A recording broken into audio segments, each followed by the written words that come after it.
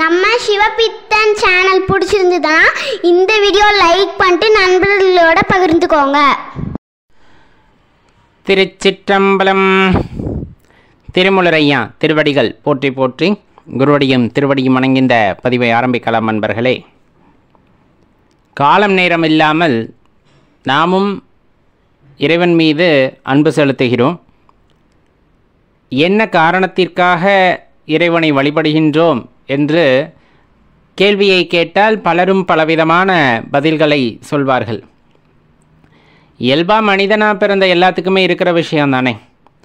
ஏதாவது ஒரு பொருளின் மீது பற்று கொண்டு அது வேண்டும் என்ற எண்ணத்தின் காரணமாக இறைவனை வழிபடுகின்றோம் அப்படின்னா அதில் பொதுவான மாற்றுக்கருத்து இருக்க முடியாது.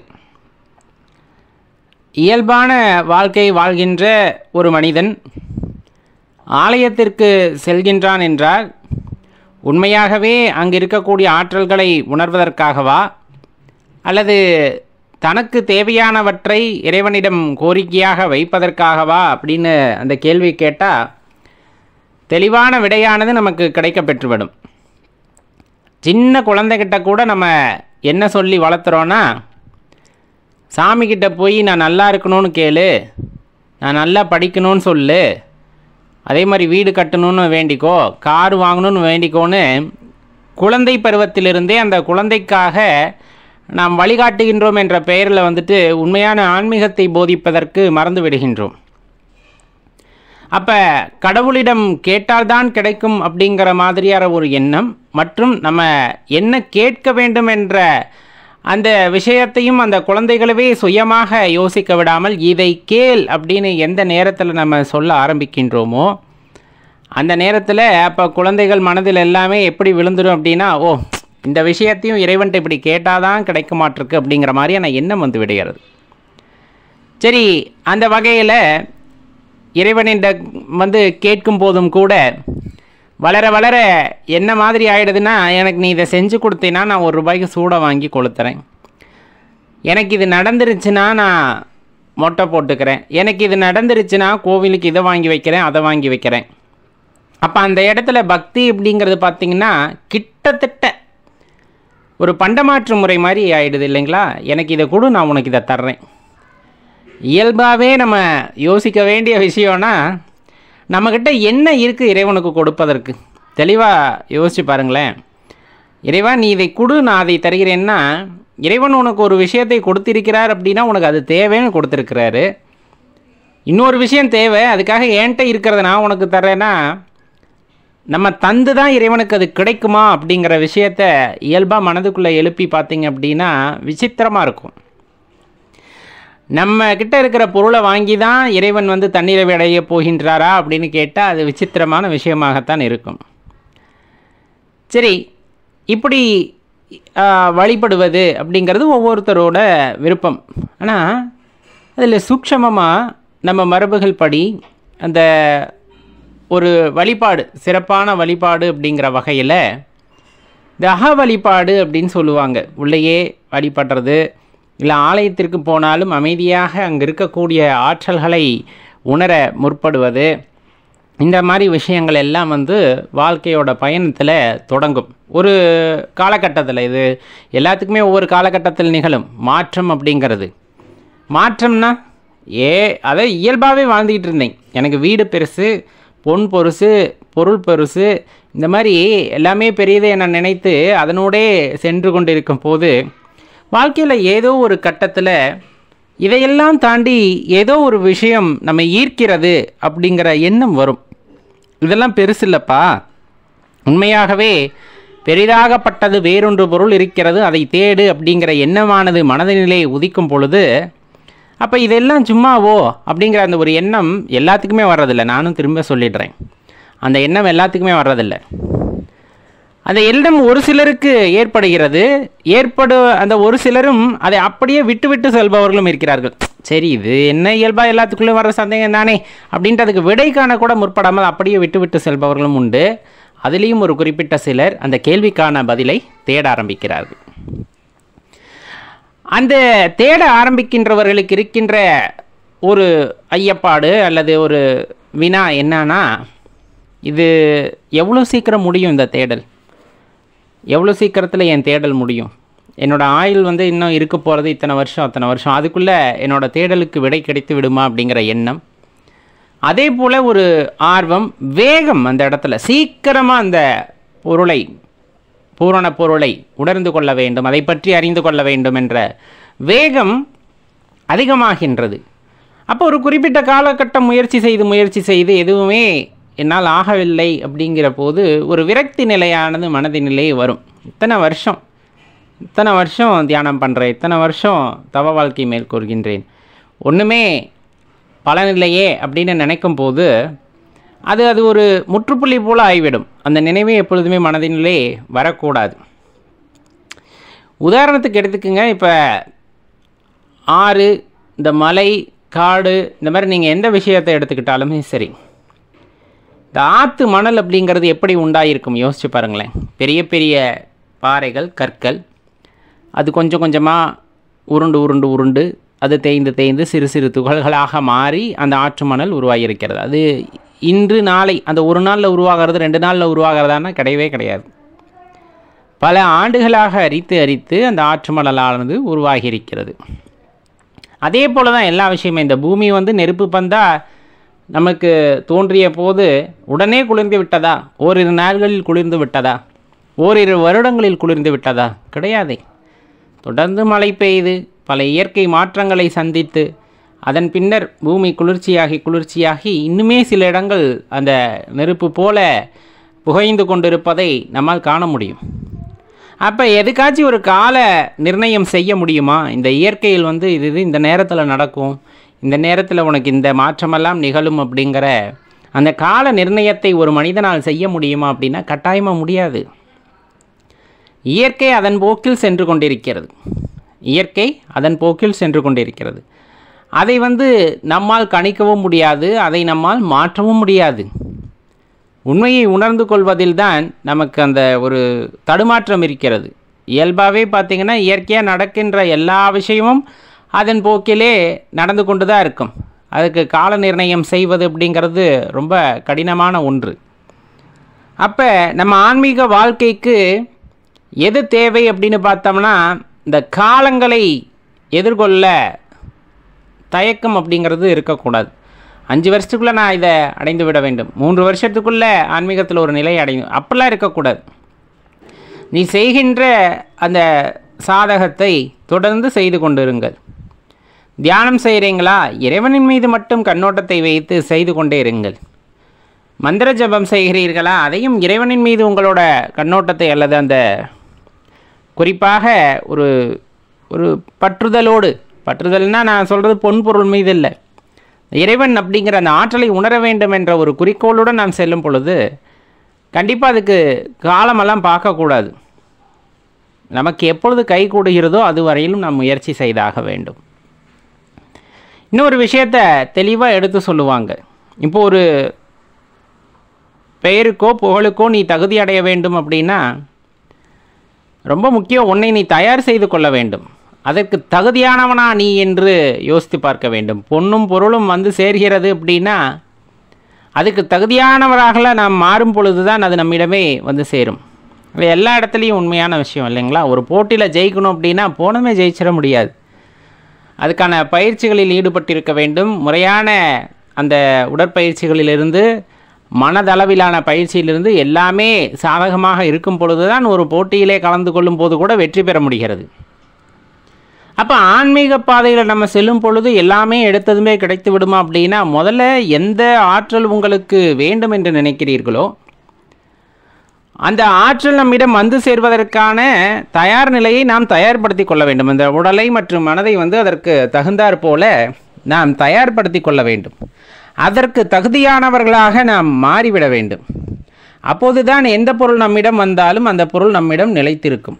பொருளாக இருந்தாலும் சரி, அருளாக இருந்தாலும் சரி. நாம் தேடுகின்றவற்றை சரியாக தேடுகின்றோமா அப்படின்னா தேடுகின்றோம். ஆனால் அதற்கான தகுதியான நபரா நாம் அப்படிங்கிற அந்த கேள்வியை நம்முள் கேட்டுக்கொள்ளும் பொழுது ஒரு சிலருக்கு கிடைக்கும் விட என்னமோ இல்லை என்பது தான். ஏன் இல்லை அப்படின்னு நம்ம சொல்கிறோம்? கொஞ்சம் யோசிச்சு பாருங்களேன். இப்போ ஒரு மனிதனிடம் அன்பு அப்படிங்கிற குணம் அதிகமாக இருக்கும் பொழுது அவனிடத்தே எல்லா உயிரினங்களும் வந்து ஈர்க்கப்படுகின்றன. அவனை நோக்கி எல்லா உயிரினங்களும் நகரும். வீட்டில் நீங்கள் நாய்க்குட்டி வளர்த்தாலும் சரி, பூனைக்குட்டி வளர்த்தாலும் சரி, யார் ஒருவர் அன்பாக இருக்கிறாரோ அவரை உணர்ந்து கொண்டு அவரிடத்தே சென்று அந்த உயிரினமும் தனது அன்பை காட்டும். யார் ஒருவர் வெறுக்கிறாரோ அவரிடம் அந்த ஜீவராசிகள் நெருங்குவதில்லை அப்படிங்கிறது உங்களுக்கு இயல்பாகவே தெரிஞ்ச ஒரு விஷயந்தான். அப்படி இருக்கையில் ஒரு ஆன்மீக சாதகன் ஆன்மீகத்தில் ஒரு உயர்நிலையை அடைய வேண்டும் என்பவருக்கு இந்த மனதும் உடலும் வந்து அன்பு மயமாக மாற வேண்டும் ஒரு விஷயம். இன்னொன்று, மனமே இல்லா நிலைக்கு செல்ல வேண்டும் அப்படிம்பாங்க. அது எப்போ நடக்கும் அப்படின்னா, இறைவனுடன் ஒன்றிவிடும் பொழுது, இறைவனே எல்லாம் என்று சதா சர்வகாலமும் அவரின் நினைவிலே இருக்கும் பொழுது, அவர் நாமத்தையே சொல்லி கொண்டிருக்கும் போது, ஒரு காலகட்டத்தில் இந்த மனதே எல்லா நிலைக்கு சென்று விடுவார்கள் ஞானியர்கள் அப்படின்னு சொல்ல கேள்விப்பட்டிருப்போம். அப்படி ஒரு நிலைக்கு போகும்போது தான் இந்த மனனும் உடலும் எல்லா நிலையை அடையும் போது அந்த பரம்பொருளை உணரக்கூடிய அந்த நிலைக்கு வந்து செல்வார்கள் அப்படின்னு சொல்லுவாங்க. ரொம்ப தெளிவாக தெரிந்து கொள்ள வேண்டியது ஒன்று தான். நாமும் இறைவனும் வேறு வேறு என்று நினைத்தால் ரொம்ப கடினம்தான் இறைவனை உணர்வதற்கு. நம்முள் இந்த பிரபஞ்சத்தின் உருவாக்கத்தின் போது இருந்த அந்த அதீத சக்தியானது இருக்கிறது. ஏன்னா அண்டத்தில் உள்ளது தான் பிண்டத்தில் உள்ளது அப்படின்னு சொல்லுவாங்க. அப்போ இந்த பிண்டத்துக்குள்ள என்ன விஷயம் இருக்குது அப்படிங்கிறத தெரிந்து கொள்ள வேண்டும் என்றால், அதனுள்ளே இருக்கின்ற இயக்கங்களையும் அதனுள்ளே இருக்கின்ற ஆற்றல்களை பற்றியும் நாம் அமைதியாக யோசிக்கும் பொழுது கண்டிப்பாக அதற்குள்ளே இருக்கக்கூடிய ஆற்றலை உணர்ந்து கொள்ள முடியும். ஒன்று, எப்படி சொல்கிறோன்னா, கடல் அலை இந்த ரெண்டையும் நம்மளால் பிரித்து பார்க்க முடியுமா? அலை சிறியதாக இருக்கலாம், பெரியதாக இருக்கலாம். அலை என்பது கடலில் ஒரு பகுதியாக இருக்கும். கடலை வேறென்றும் அலையை வேறென்றும் நாம் பிரித்து பார்க்க முடியாது. கடலிலே இருக்கின்ற நீர் அலையாக உருவெடுக்கிறதை தவிர அலை வேறு கடலே வேறு என்று நம்மால் கூற முடியாது. அப்படித்தான் நம்முள் இருக்கின்ற இறை சக்தி அப்படின்னு சொல்லக்கூடியது, நம்முள் இருக்கின்ற அந்த இறைவன் அப்படிங்கிறவங்க அன்பு மயமாக இருக்கிறாங்க. அந்த அன்பே வடிவமாய் நம்முள் உணரும் பொழுது, உள்ளது உள்ளபடி உணர்ந்து கொள்ளும் பொழுது, கண்டிப்பாக அதை உணர்ந்து கொள்ளும் சமயத்தில் நீங்கள் அன்புமயமாக மாறிடுவீங்க. சகல ஜீவராசிகளின் மீதும் இந்த உயிர்களிடத்திலும் அன்பு காட்டக்கூடிய ஒரு பெரிய உன்னத நிலைக்கு நீங்கள் வந்து சென்று விடுவீர்கள். இப்போ ரொம்ப கெட்ட குணம், என்ன மாதிரி ஒரு மோசமான மனிதனை பார்க்கவே முடியாது.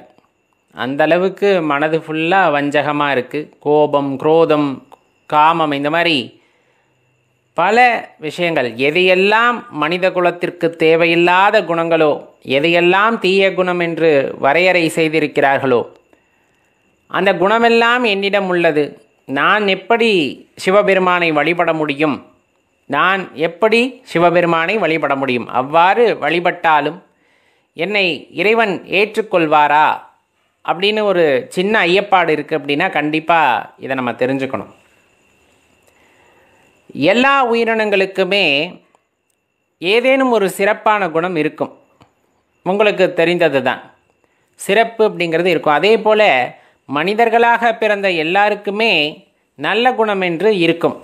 அதே சமயத்தில் தீய எண்ணங்கள் அப்படிங்கிறதும் இருக்கும். ஒரு சிலருக்கு நல்ல குணங்கள் மேலோங்கி இருக்கும், தீய குணம் கொஞ்சம் கம்மியாக இருக்கும். சிலருக்கு தீய குணம் மேலோங்கி இருக்கும், நல்ல குணம் கொஞ்சமாக இருக்கும். சில பேர்த்துக்கு நல்ல குணமே இருக்காது. அந்த வகையில் பார்த்தா அப்படின்னா, இப்படிப்பட்டவர்கள் எல்லாம் சிவபெருமானை வழிபட முடியுமா, சிவத்தை உணர்ந்து கொள்ள முடியுமா அப்படிங்கிற கேள்வி வருது இல்லையா? அப்படி கேள்வி வந்ததுன்னா, நம்ம என்ன குணமுடையவராக இருந்தாலும் சிவபெருமானை வழிபடலாம். நம்ம எந்த குணமுடையவராக இருந்தாலும் சிவபெருமானை வழிபடலாம். வழிபடும் முன்பு உனக்கு என்ன குணம் வேண்டுமானாலும் இருந்திருக்கலாம். வழிபட ஆரம்பித்த பின்னர் சில விஷயங்களை நாமே மாற்றிக்கொள்வோம், சில விஷயங்களை மாற்றிக்கொள்ள வேண்டும். அதுதான் அந்த இடத்துல நியதி. ஏன்னா காமம், குரோதம், மதம், ஆச்சரியம், லோபம் இந்த மாதிரி நிறைய விஷயங்கள் சொல்லிக்கொண்டே போகின்றோம் அல்லவா. இது எல்லாம் அழுக்குகள். இதையெல்லாம் மூட்டையாக சுமந்து கொண்டிருக்கின்றோம். சிவபெருமானை வழிபட ஆரம்பித்த பின்பு இந்த மூட்டையில் இருக்கின்ற ஒவ்வொன்றாக கீழே விழுந்துவிடும் அல்லது நம்மை விட்டு பிரிந்துவிடும். இப்போ ஒரு குடிசையில் வசிச்சுக்கிட்டு இருக்கோம், நம்மளுக்கு அதுதான் நிலைமை இல்லையா. நம்ம உடல் தான் குடிசை இல்லையா. இதுதான் இதில் தான் வாழ்ந்தாகணும் அப்படிங்கிற மாதிரி நம்ம வீடு ஒன்று இருக்குது. இப்போ நான் அந்த இடத்துல என்ன நான் புது மனுஷனை ஆக்கிக்கணும் அப்படின்னா புது வீடு ஒன்று கட்டுற மாதிரி சரியா. இப்போ நம்ம புது வீடு ஒன்று கட்டணும்னா என்ன பண்ணும்? நம்மளுக்கு இருக்க நிலம் அது ஒன்று தான், பழைய வீடு அங்கே இருக்குது. ஆனால் நான் புது வீடு கட்டணும், என்ன பண்ணும்? அதை இடிச்சாக வேண்டும், அதை இடித்து தள்ளியாக வேண்டும். அந்த இடத்தை இடித்து தள்ளி நல்லா சுத்தமாக்கிட்டு அதன் பின்பு தான் நம் புதிதாக அந்த இடத்திலே வீடு கட்ட முடியும். இது சித்பவானந்தரையா அழகாக குறிப்பிடுவாங்க. ஒருவனுக்குள் தீய குணங்கள் மேலோங்கி இருக்கிறது, அந்த இடத்துல நம்மளால் சிவத்தை உணர முடியுமா அப்படின்னா அந்த குணங்களை எல்லாம் வெட்டி சாய்க்க வேண்டும். அந்த குணங்களை எல்லாம் வெட்டி சாய்க்க வேண்டும் அல்லது வேரோடு பிடுங்கி எறிதல் வேண்டும். இதெல்லாம் நடக்கிறதா? இதெல்லாம் நடக்குமா? நம்மளுக்கு ஒரு கேள்வி இருக்கும் இல்லையா. இது ரொம்ப கொடுமையான விஷயமா இருக்குது. எனக்குள்ளே இருக்கிற அந்த காம எண்ணமாகட்டும், குரோத எண்ணமாகட்டும், கோபமாக இருக்கட்டும், ரொம்ப அளவுக்கு அதிகமாக இருக்குது. நான் எப்படி அதை வேரோடு பிடுங்கி எறிய முடியும் அப்படின்னா புது வீடு கட்ட வேண்டும் என்ற எண்ணம் ஆழ் மனதிலே ஆழமாக பதியும் பொழுது அந்த பழைய வீட்டை பற்றி கவலையே பட மாட்டோம். அதை இடிச்சிட்டு அந்த இடத்துல புது வீடு கட்டினா போதும் அப்படிங்கிற எண்ணமானது நம்ம மனதுக்குள்ளே ஆழமாக வேரூன்றிடும். அப்போ பழைய வீட்டை பற்றி கவலைப்படுவோமா? கிடையாது. ஏன்னா நம்ம தான் ஒரு புது வீடு கட்ட போகிறோம், அங்கே போய் ரொம்ப ஆனந்தமாக இருக்க போகின்றோம் அப்படிங்கிற எண்ணம் நமக்குள்ளே வந்து விடுகிறது என்றால் பழைய வீட்டை பற்றி கவலைப்பட மாட்டோம். அதே போல தான் இந்த இறை உணர்வை பற்றின புரிதல் உங்களுக்கு வந்துவிட்டால், உண்மையான இன்பம் அப்படிங்கிறத பற்றின புரிதல் நமக்கு வந்துவிட்டால் இந்த காம, குரோத, லோபங்களை பற்றியெல்லாம் கொஞ்சம் கூட நமக்கு எண்ணம் இல்லாமல் போய்விடும். இந்த காமத்திலே திளைத்திருக்கிறவர்கள் கூட சிவனுடைய அன்பின்பால் ஈர்க்கப்பட்டு விட்டால், அந்த உண்மையான அன்பை அவர்கள் அனுபவித்து விட்டார்கள் என்றால் இந்த சிற்றின்பத்திற்கெல்லாம் அவர்கள் வாழ்க்கையிலே இடம் இருக்காது எப்போவுமே. ஏன்னா பேரின்பத்தை அனுபவிக்கும் போது இந்த சிற்றின்பம் அவர்களுக்கு பெரிதாக தோன்றுவதில்லை. அப்போ நம்ம ஏதோ ஒரு விதத்தில் ஒரு தீய எண்ணங்களால் சூழப்பட்டிருக்கின்றோம். நம்ம வாழ்ந்த சூழ்நிலைகள் அவ்வாறு இருந்திருக்கலாம். அதனால் நம்ம சிவபெருமான் மீது வைத்த பக்தி பொய்யாகி விடுமா அப்படின்னா கிடையாது. நீங்கள் உண்மையான பக்தி அவர் மீது செலுத்த செலுத்த அந்த இன்பத்தை உணர ஆரம்பித்து விடுவோம். உண்மையான அந்த இன்பத்தை உணர ஆரம்பித்து விடுவோம். எது வாழ்க்கையிலே நமக்கு ரொம்ப முக்கியம் என்பதை உணர ஆரம்பித்து விட்டால் இந்த கோபம், இந்த குரோதம், மதம், இந்த போல ஆசா பாசங்கள் இதையெல்லாம் தேவையில்லாதது அப்படின்னு கொஞ்சம் கொஞ்சமாக ஒதுக்க ஆரம்பிச்சிடுவோம். அதுதான் புடுங்கி எறிதல் அப்படின்னு சொல்கிறது. வேரோடு புடுங்கி எறியுங்கள் அப்படின்னா நம்ம செடியை மாதிரியெல்லாம் இல்லை, அப்படியே கொஞ்சம் கொஞ்சமாக அதை அசைச்சு அசைச்சு நம்ம மனசில் அந்த எண்ணங்கள் எதுவுமே இல்லாமல் அதை வெளியேற்றி விடுவது. எப்போ இது முடியும் அப்படின்னா உண்மையான பக்தியின் சாரத்தை நாம் உணர்ந்து கொண்டால், அந்த பக்தியை முழுமையாக நான் அனுபவிக்க வேண்டும் என்ற எண்ணம் நமக்குள் வந்துவிட்டால் இது அனைத்தும் சாத்தியமே. இது அனைத்தும் சாத்தியமே. சாத்தியம் இல்லாமல்லாம் போகாது. நீங்கள் அப்படியெல்லாம் நினைக்க வேண்டாம். இல்லைங்கய்யா, பல வருஷமாக நான் இப்படித்தான் இருக்கேன், எனக்கு முன்கோபம் ஜாஸ்தி, யார் எது சொன்னாலும் உடனே வினையாற்றி விடுவேன். எப்படி இருந்தாலும் பக்தி என்பது உங்களுக்குள் வந்துவிட்டால், சிவனாகப்பட்டவர் உங்களை ஆட்கொண்டு விட்டார் என்றால், நீங்கள் எப்படி முன்கோபம் கொண்டவராக இருந்தாலும் இல்லை பல விஷயங்களில் தீய எண்ணங்கள் மேலோங்க பெற்றவராக இருந்தாலும் எல்லாம் ஒரு நொடியில் அசைச்சு பார்த்துருவார். அவர் ஆட்கொள்கிறது அப்படிங்கிற அந்த நேரம் தான் நமக்கு தெரியாதே தவிர, அவர் ஆட்கொண்டு விட்டார், அவர் நம்மை அடியார் கூட்டத்திலே சேர்த்து கொண்டால் உன்னிடம் இருக்கின்ற எந்த தீய குணங்களும் அதற்கப்புறம் மேலோங்காது. ஏன்? இறைவனை பற்றியே எண்ணிக்கொண்டிருக்கின்ற சமயத்திலே அந்த எண்ணங்களுக்கெல்லாம் ஏது வேலை? இறைவனை பற்றியே பாடிக்கொண்டிருப்போம், இறைவனை பற்றியே சதா பேசி கொண்டிருப்போம், இறைவனை பற்றியே புகழ்ந்து பேசி கொண்டிருப்போம், அவருடைய அந்த திருவிளையாடல்களை பற்றியே சிந்தித்து கொண்டிருப்போம். நாம் வாழ்க்கையிலே அவர் செய்த அற்புதங்களை பற்றி எண்ணி பார்த்து கொண்டிருப்போம். இந்த பிரபஞ்ச இயக்கம் எப்படிப்பட்டது, இதற்கு யார் காரணம் என்றெல்லாம் யோசிக்க ஆரம்பிப்போம். இந்த மாதிரி நம்முடைய எண்ணங்கள் எல்லாம் திசை மாறுகின்றன. அப்படிங்கும் போது எந்த இடத்துல உங்களோட தீய குணம் மேலோங்கும்? பிறரை அழிக்க வேண்டும் என்ற எண்ணம் வராது, பிறரோடு ஒப்புமை செய்ய வேண்டும் என்ற எண்ணம் வராது, இன்னும் பிறர் பொருளை கவர வேண்டும் என்ற எண்ணம் வராது. ஏன்? என் மனசு ஃபுல்லாக எங்கே போயிடுது அப்படின்னா இறைவன் பால் சென்று விட்டது, அவரின் அன்பை முழுமையாக அனுபவிக்க வேண்டும் என்ற எண்ணத்திற்குள் சென்று விட்டது.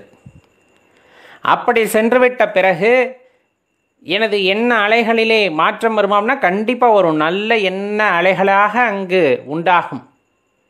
அதன் பலனாக இறைவனின் அன்பை பூரணமாக நீங்கள் உணர்ந்து கொள்வீர்கள். அதுதான் அந்த இடத்துல அடியார் பெருமக்களுக்கு கிடைக்கின்ற வரம். அதுதான் அடியார் பெருமக்களுக்கு கிடைக்கின்ற பெரிய வரம். அப்போ நம்ம எப்படிப்பட்ட எண்ணம் உடையவராக இருந்தாலும், எப்படிப்பட்ட குணநலன்கள் வாய்க்க பெற்றவராக இருந்தாலும், முதல் முறை இறைவனை கைகூப்பி வணங்குவது அப்படிங்கிறது தான் நம்மளுடைய மைல்கல். அதுக்கப்புறம் எல்லாமே இறைவன் பார்த்து கொள்வார். அதுக்கப்புறம் நம்ம வாழ்க்கையில் என்ன நடக்கணும், எப்படி நடக்கணும், எல்லாமே இறைவன் பார்த்து கொள்வார். நம்முடைய கடமைகளை சரிவர செய்து கொண்டிருந்தால் போதுமானது. இன்னமும் சொல்லப்போனால் அடியார் பெருமக்கள், பக்தியிலே சிறந்த சிவபக்தர்கள் எல்லாம் தன்னுடைய பக்தியை உயர்வென்று கூட மனதாலே நினைத்து கூட பார்க்க மாட்டார்கள். சக அடியார்களையும் இறைவனாக பார்க்கின்ற பாவிக்கின்ற தன்மை உடையவர்களே உண்மையாக இறைவனின் அன்பிற்கு ஆட்பட்டவர்கள். அதிலையுமே சில நேரங்களில் சோதனை வந்துடும். இறைவன் அதிலையுமே சோதனை வைப்பார். ஏன்னா அடியேன் இறைவன் மீது வைத்திருக்கின்ற அன்பு அப்படிங்கிறது வேற. இன்னும் பெருமக்கள் இருக்கிறார்கள்.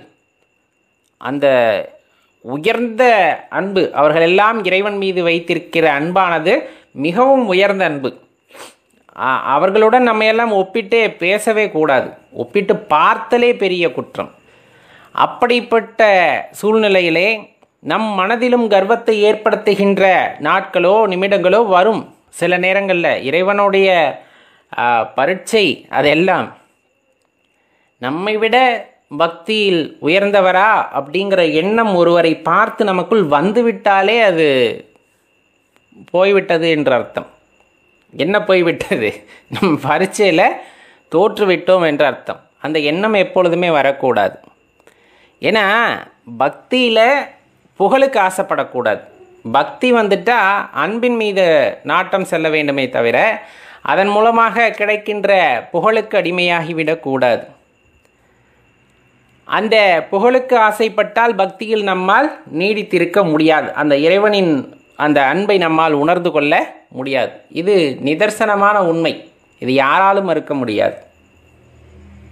அப்போ நம்ம செய்ய வேண்டியதையெல்லாம் உண்மையான அன்பை வெளிப்படுத்துவது, உண்மையான பக்தியை வெளிப்படுத்துவது. இதற்கு நல்ல குணம் படைத்தவர்கள், தீய குணம் படைத்தவர்கள் அப்படிங்கிறதெல்லாம் இல்லை. யார் ஒருவர் இறைவனை வழிபட வேண்டும் என்ற எண்ணம் உண்மையாகவே வாய்க்க பெற்றவர்களோ, எனக்கு தோணுது எல்லாமே சிவபெருமான் தான், நான் எப்படிப்பட்டவனாக இருந்தாலும் சரி இனிமேல் நான் சிவபெருமானை வழிபடணும்னு தோணுது அப்படின்னு சொல்கிற அந்த கணம், அந்த க்ஷணமே உங்களை இறைவன் ஆட்கொள்கின்றார் அப்படிங்கிறத தான் தெளிவாக தெரிஞ்சுக்கணும்.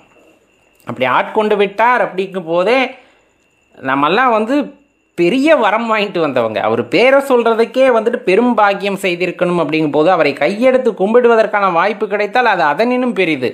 இன்னும் அவருடைய அந்த அடியார் கூட்டத்தில் அடியேனை ஒரு பெரிய என்ன சொல்கிறது, ஒரு பொருட்டாக நினைத்து சேர்த்து கொண்டார் என்றால் அதெல்லாம் பெரிய பெரிய வரம் சொல்லப்போனான். பெரிய பெரிய வரம் சொல்லப்போனான். சேர்த்து கொண்ட பிறகு அந்த அடியார் கூட்டத்திலே அடியேனையும் ஒரு பொருட்டாக நினைத்து சேர்த்து கொண்டாரே அப்படின்ற எண்ணம் வரும்போது இருக்கின்ற மகிழ்ச்சி இருக்கிறதே, அதற்கு கண்டிப்பாக அளவே இருக்காது. அப்படிப்பட்ட உணர்வை தான் சிவபெருமான் நமக்கு தருவார். நம்ம எப்படிப்பட்ட குணநலம் வாய்க்க பெற்றவராக இருந்தாலும், எந்த குணம் வாய்க்க பெற்றவராக இருந்தாலும், சிவ சின்னங்கள் நம் உடலிலே பதியும் பொழுது, ஏறும் பொழுது தன்னை போல மாற்றமானது ஏற்படும். நம்ம அதற்காக மெனக்கிடணும் அப்படிங்கிறது அவசியமே இல்லை. முதன்முறை பஞ்சாட்சரத்தை சொல்கிறோம், முதன்முறை அந்த திருநீரை இட்டுக்கொள்கின்றோம், முதன்முறை ருத்ராட்சத்தை கழுத்தில் அணிந்து கொள்கின்றோம். அப்படிங்கும் போதே அது ஒரு புதுவிதமான உணர்வை உடலிலும் சரி மனதிலும் சரி ஏற்படுத்தும். அது எல்லாம் இறைவனால் கொடுக்கப்பட்ட வரம் அப்படிங்கிறத தெளிவாக தெரிந்து கொள்ளுங்கள். இது எந்த ஜென்மத்திலையும் கிடைக்காத வாய்ப்பு. இந்த ஜென்மத்திலே பல பேர்த்துக்கு அந்த வாய்ப்பு கிடைக்கல. அடியார் பெருமக்களாகிய நமக்கு அது கிடைத்திருக்கிறது என்றால் இறைவனின் கருணையை ஓரளவு பெற்றவர்கள் நாம் அப்படிங்கிறத தெரிஞ்சுக்கணும். ஏன் ஓரளவுன்னு சொல்கிறோம்? இன்னும் பயணிக்க வேண்டிய தொலைவு நிறைய இருக்குது. அந்த தொலைவுகளையெல்லாம் கடக்க வேண்டுமென்றால் இறைவனின் அந்த கருணை பார்வையானது நமக்கு தேவை. இறைவனின் கருணை பார்வை நமக்கு தேவை என்றால் நாம் வைக்கின்ற பக்தியை மெருகேற்றி கொள்ள வேண்டும். அவரின் மீது அந்த உண்மையான அன்பை வைக்கும் பொழுது அது எல்லாம் சாத்தியமாகும் அப்படின்னா அதில் எந்த மாற்று கருத்துமே இல்லை. புரிந்திருக்கும் என்று நினைக்கின்றேன். நாம் எந்த குணம் வாய்க்க பெற்றவராக இருந்தாலும் ஐயனை கையெடுத்து கும்பிட்டால், அவரை சரணடைந்தால் வாழ்க்கை மாறுவது உறுதி. இந்த மனித பிறப்பு அப்படிங்கிறது மிகப்பெரிய பிறப்பு. உங்களுக்கு நல்லா தெரிஞ்சிருக்கும். பல வகை ஜென்மாக்களை எடுத்தாலும் அதில் இந்த மனித பிறப்பு கிடைக்கிறது அப்படிங்கிறது அரும்பெரும் விஷயம். இல்லை, பல பேர் இந்த வாழ்க்கை கிடைத்தும் அதனுடைய பயன் என்ன என்று அறியாமல் வீணடித்து கொண்டிருப்பது அப்படிங்கிறது ரொம்பவே மனதுக்கு ஒரு நெருடலான விஷயமாக இருந்தாலும், இறைவன் மீது நாம் காட்டுகின்ற அன்பு அப்படிங்கிறது எப்படிப்பட்டது அப்படிங்கிறத பற்றி நமக்கு எப்போவுமே ஒரு எண்ணமானது இருந்து கொண்டே இருக்கும். ஏனென்றால் இப்போ நிறைய செல்வந்தர்கள் இருக்கிறார்கள், மிகப்பெரிய பணக்காரர்கள் எல்லாம் ஆலயங்களுக்கு நிறைய நன்கொடைகள் கொடுக்கிறார்கள், ஆலயங்களை கட்டி எழுப்புகிறார்கள். அதே போல் பூஜைக்கு பொருட்களை வாங்கி கொடுக்கிறார்கள். இந்த மாதிரி அவங்கவுங்களுக்கு விதிக்கப்பட்ட கர்மாக்களை செய்கிறார்களே, நம்மால் எதுவும் செய்ய முடியவில்லையே, நம்மை இறைவன் இப்படி ஒரு நிலைமையில் படைத்து விட்டாரே அப்படிங்கிற எண்ணம் யாருக்காவது இருந்தால் கண்டிப்பாக மாற்றிக்கொள்ள வேண்டும். கண்டிப்பாக மாற்றிக்கொள்ள வேண்டும். அவரவர் வினைக்கு ஏற்றவாறு இந்த வாழ்க்கையானது அமைந்திருக்கிறது. அதில் எந்த மாற்று கருத்துமே இல்லை. இப்போ அவர்களுடைய பக்தியும் உயர்ந்த பக்தி தான், இல்லை என்றெல்லாம் சொல்லவில்லை. பூஜை பொருட்கள், இப்போ நிறைய அபிஷேக பொருட்கள், அலங்காரத்திற்கு பூக்கள், ஆடை, இந்த மாதிரி நிறைய விஷயங்களை, பட்டு வஸ்திரம் வாங்கி சாத்துறாங்க. எல்லாமே இருந்தாலும் அக மகிழ்வோடு அகத்தே தூய்மையோடு அந்த திருப்பணிகளை செய்யும் பொழுது கண்டிப்பாக அவர்களும் ஒரு உயர்ந்த இடத்தில் இருக்கக்கூடியவர்கள் தான். அப்படிப்பட்டவர்கள் நீங்களாக இருந்தாலும் அது ஒரு உயர்ந்த குணம்தான், இல்லை என்றெல்லாம் கூறவில்லை. இப்போ எனக்கு கையில் வசதி இல்லை, எனக்கு ஆலயங்களுக்கு போய் இந்த மாதிரி சேவைகள் செய்வதற்கு, புனரமைக்கிறதுக்கு, இந்த மாதிரி செய்கிறதுக்கு எனக்கு கொடுப்பனை இல்லைன்னு மட்டும் தயவு செஞ்சு நினச்சிடாதீங்க. ஏன்னா இப்போ உங்ககிட்ட செய்யணுங்கிற எண்ணம் இருக்குது அப்படிங்கும் போதே அது பெரிய விஷயம். இப்போ உதாரணத்துக்கு எடுத்துக்கோங்க, இப்போ அந்த உண்மையான பக்தியை தவிர்த்து யாராவது ஆடம்பரத்திற்காக பூஜை பொருட்களை வாங்கி கொடுக்கிறார்கள், அதே போல் பட்டு வஸ்திரம் வாங்கி கொடுக்குறாங்க, ஏதாவது புனரமைப்பிற்காக உதவி செய்கிறார்கள் அப்படின்னா அவங்களுக்குள்ளே இருக்கும் பக்தி. ஆனால் அகத்தே ஒரு தெளிவில்லாமல் செய்யப்படுகின்ற பக்தியானது எப்படிப்பட்டதுன்னா, திருமூலர் பெருமான் ஒரு இடத்துல தெளிவாக குறிப்பிடுவார். இப்போ பாசி படிந்த நீர்நிலை இருக்கிறது அல்லவா, அந்த பாசி படிந்த நீர்நிலையிலே ஒரு கல்லை தூக்கி போட்டால் கொஞ்ச நேரத்துக்கு அது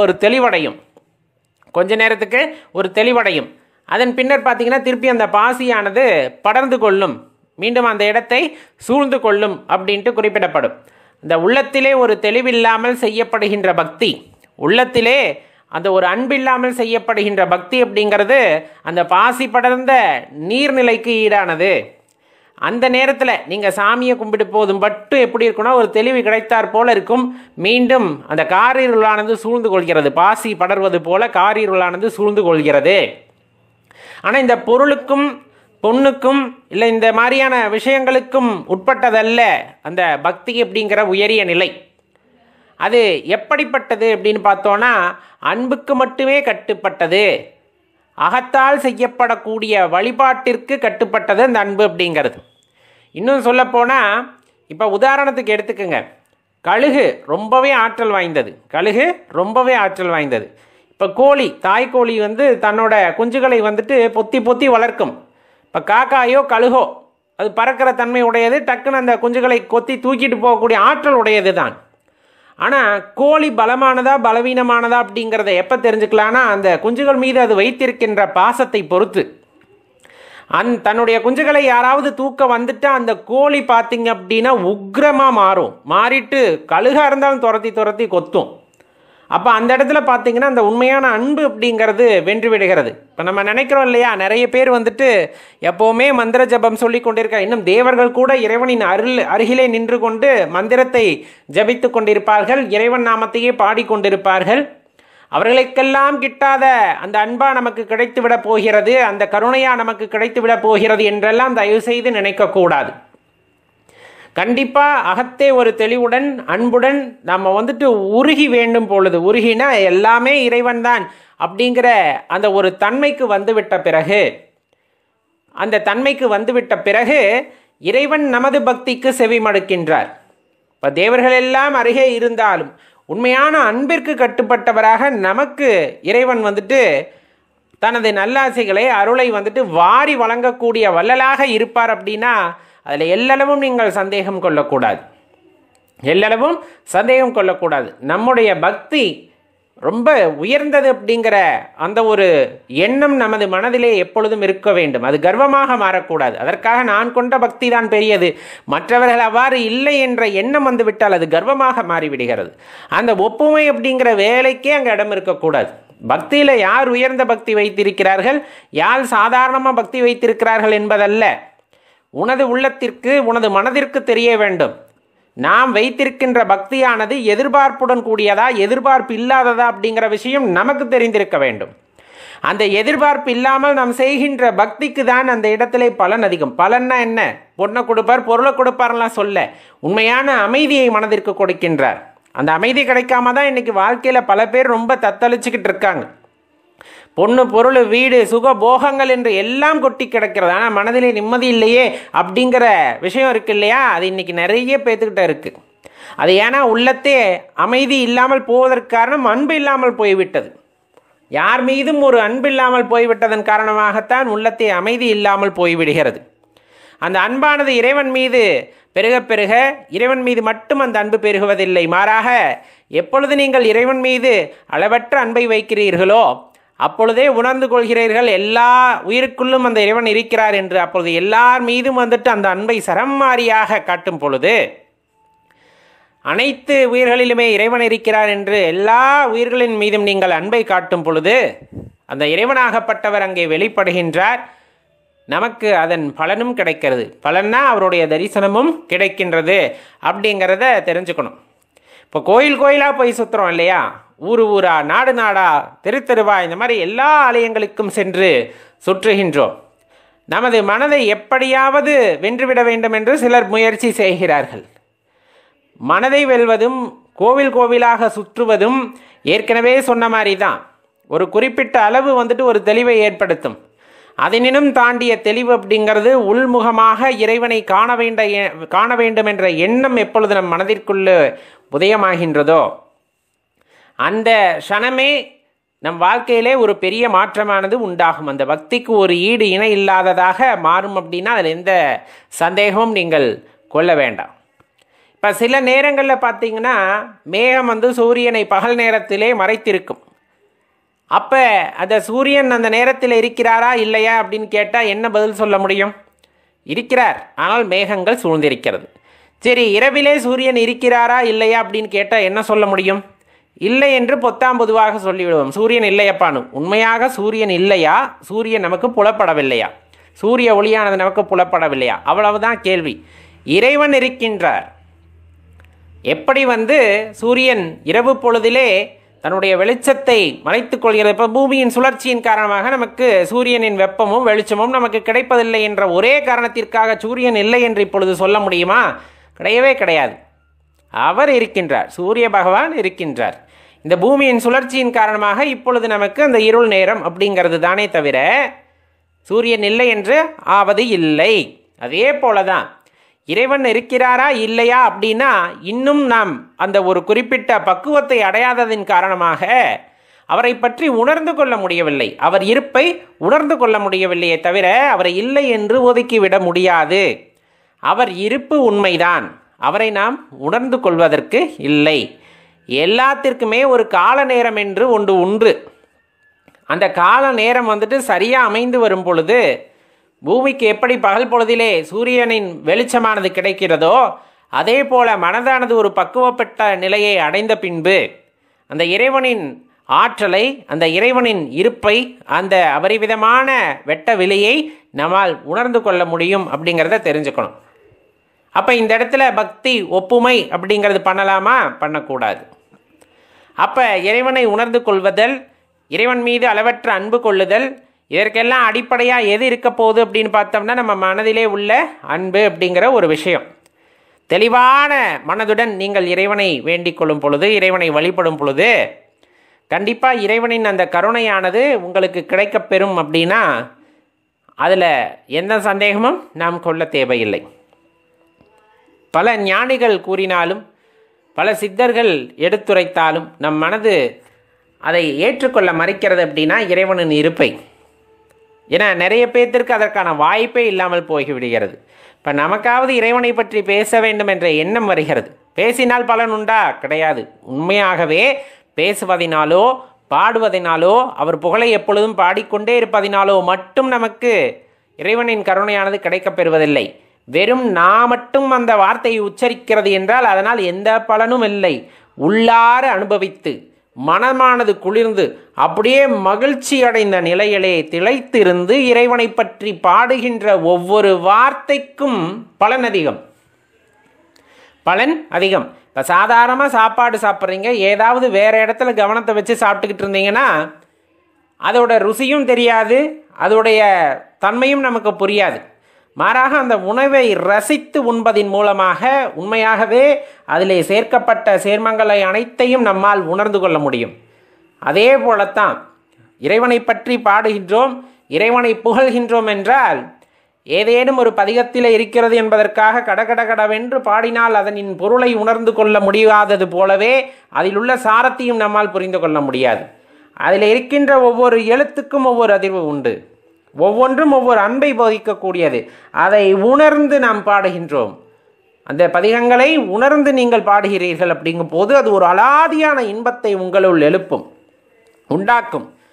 இல்லை, பதிகங்களை தாண்டி எனக்குள்ளே உருகின்ற கற்பனைக்கெல்லாம் வார்த்தை வடிவம் கொடுத்து நான் உள்ளார்ந்து அனுபவித்து இறைவனை பாடுகின்றேன் அப்படிங்கும் போது அது இன்னும் பெரிய ஆனந்தத்தை உங்களுள் ஏற்படுத்தும், இன்னும் பெரிய ஆனந்தத்தை உங்களுள் கண்டிப்பாக ஏற்படுத்தும்.